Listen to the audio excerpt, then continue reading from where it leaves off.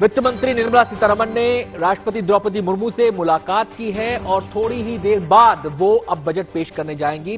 तो बमुश्किल 1.5 घंटे का समय बचा है जब ये साफ हो जाएगा कि वित्त मंत्री निर्मला सीतारमण के बही खाते में किसके लिए क्या है।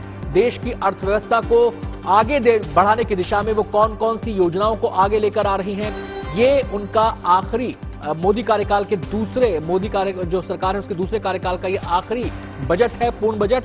और ये माना जा रहा है कि इस बजट में एक फाइन बैलेंस मेंटेन करने की कोशिश की जाएगी, यानी कि अर्थव्यवस्था की चुनौतियों से भी निपटा जाएगा और चुनाव को ध्यान में रखते हुए योजनाओं का भी ऐलान होगा। लेकिन सबसे बड़ी बात यह है कि किस वर्ग को क्या मिलेगा, किसानों को क्या मिलेगा, नौकरी के क्षेत्र में क्या होगा, जॉब मार्केट में क्या होगा। उद्योग जगत काफी आस लगाए बैठा है, उसके लिए इस बजट में क्या है, एक आम नौकरी पेशा लोगों के लिए इस बजट में क्या है। साक्षी, बिल्कुल आपने सही कहा आनंद। और सबसे पहले तो अगर हम देखें तो जिस तरीके से स्टॉक मार्केट्स ने पहले ही थम्स अप दे दिया है, ये लग रहा है कि इस बार का बजट कुछ गुड न्यूज जरूर लेकर आ सकता है इन सभी वर्ग के लिए, खासतौर पर मिडिल क्लास के लिए, जो अभी तक आस लगाए बैठा है कि इस बार के यूनियन बजट में कुछ खास आ सकता है। आपके स्क्रीन पर आप देख सकते हैं तस्वीरें। फाइनेंस मिनिस्टर निर्मला सीतारमण मिलने पहुंची हैं राष्ट्रपति भवन में प्रेसिडेंट द्रौपदी मुर्मू से, और आप फोटो आप देख रहे हैं जो कि एक औपचारिक तौर पर लिया जाता है, उनसे सिग्नेचर्स लिए जाते हैं।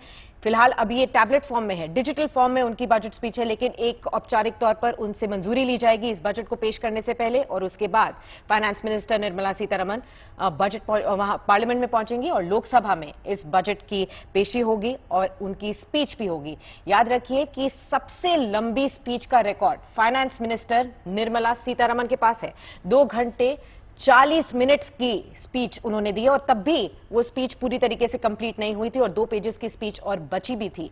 इस बार किस तरीके से वो स्पीच को देंगी, कितनी लंबी होगी ये स्पीच, ये भी एक बहुत बड़ा सवाल है। स्पीच पर तो निगाहें रहेंगी साक्षी, निगाहें इस बात पर भी रहेंगी कि किसके लिए क्या वो इस बजट में लेकर आती हैं, क्योंकि ये चुनावी साल है। 2024 में लोकसभा चुनाव होने हैं। अगर इस साल की हम बात करें तो 9 राज्यों में विधानसभा चुनाव होने हैं, तो एक ध्यान उस तरफ भी रहेगा। आपको बताएं कि कोरोना के बाद से लगातार कोशिशें की जा रही हैं अर्थव्यवस्था को उन तमाम गड्ढों से उबारने की जो कोरोना काल में अर्थव्यवस्था के रास्ते में आए थे। अब सरकार यह दावा कर रही है कि कोरोना काल से पहले की स्थिति हम हासिल कर चुके हैं और यहां से विकास की जो गति है वो काफी तेज होगी। उम्मीद ऐसी करनी चाहिए, और यह बजट उसमें बूस्टर डोज का काम करेगा या नहीं करेगा, इस पर हमारी सबकी निगाहें रहेंगी। थोड़ी ही देर में वित्त मंत्री निर्मला सीतारमण अपना बजट पेश कर देंगी।